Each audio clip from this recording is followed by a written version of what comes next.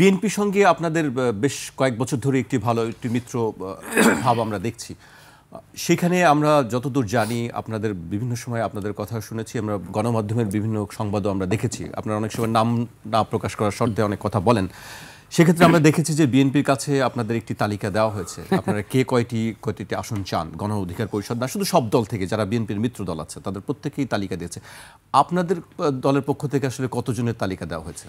না, আমরা আসলে দেখেন তালিকা ওইভাবে কাউকেই আমরা দেই নাই। তবে আমাদের ধরেন যে বিএনপির সাথেও একটা সৌহার্দ্যপূর্ণ সম্পর্ক, একসাথে যেহেতু আমরা যুগপৎ আন্দোলন করেছি তাদের সাথে আলোচনা হচ্ছে এবং অতীতেও হয়েছে। জামাত ইসলামের সাথে যে আমাদের বৈরিতাপূর্ণ সম্পর্ক তা কিন্তু নয়, তাদের সাথে খুব সৌহার্দ্যপূর্ণ সম্পর্ক, খুব একবারে বন্ধুত্বপূর্ণ সম্পর্ক। আমাদের রাজনৈতিক পলিসিটাই হচ্ছে বন্ধুত্বের রাজনীতি, সৌহার্দ্যের রাজনীতি। আমরা কারোর সাথে বৈরিতা কিংবা শত্রুতা তৈরি করতে চাই না। তো সেই জায়গা থেকে এখন নির্বাচনী মাঠে কার সাথে নির্বাচনী জোট করবো এটা তো আমাদের দলীয় সিদ্ধান্ত। এটা তো কারো প্রেসারাইজে বা কারো চাপে তো আমি আসলে অমুকের সাথে জোট করবো এরকম তো বিষয়টা না।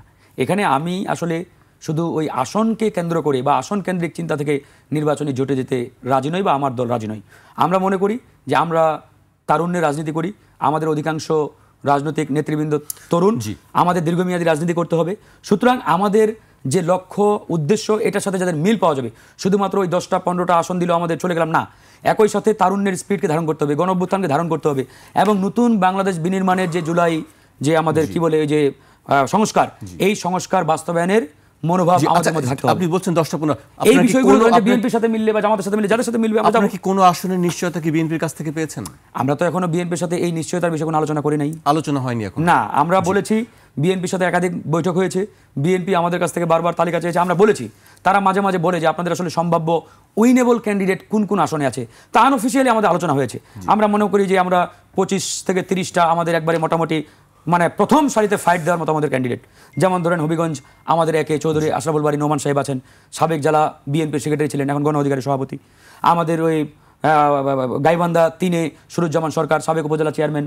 এরকম আমাদের চট্টগ্রামে রয়েছেন 2 জন, আমি ঠাকুরগাঁও 2-এ রয়েছি, আমাদের ভিপি সাহেব। এরকম আমাদের মোটামুটি 30 জনের মতো ফাইট দেওয়ার মতো প্রথম ক্যাটাগরির ক্যান্ডিডেট কিন্তু আমাদের রয়েছে।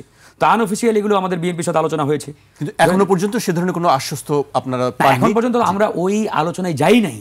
যে ধরেন যে বিএনপি বা জামাত যদি বলে যে ভাই আসেন আমরা নির্বাচনী জোট গঠন করব, আসেন এখন আপনারা আসলে কিভাবে চিন্তা করছেন বা আমরা এইভাবে চিন্তা করছি, যখন এরকম একটি পরিষ্কার তাদের পক্ষ থেকে আহ্বান আসবে তখন না আমরা এই আলোচনায় যাব।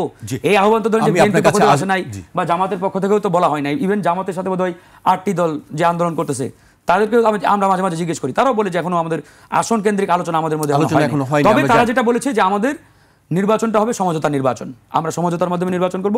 আমাদের ধরেন যে এক দলের প্রার্থী যেখানে থাকবে অন্য দলের ইয়ারা ওখানে ক্যান্ডিডেট দেবে না। আমরা সবাই কাদের সঙ্গে, জামাতের সাথে যারা আছে তারা সমঝোতা নির্বাচন করে, সেটা জামাতের সঙ্গে। কিন্তু আপনাদের বিষয়টা কি? আমাদের বিষয়টা তো আমরা বললামই, আমরা তো এখনো চূড়ান্ত সিদ্ধান্ত নেই।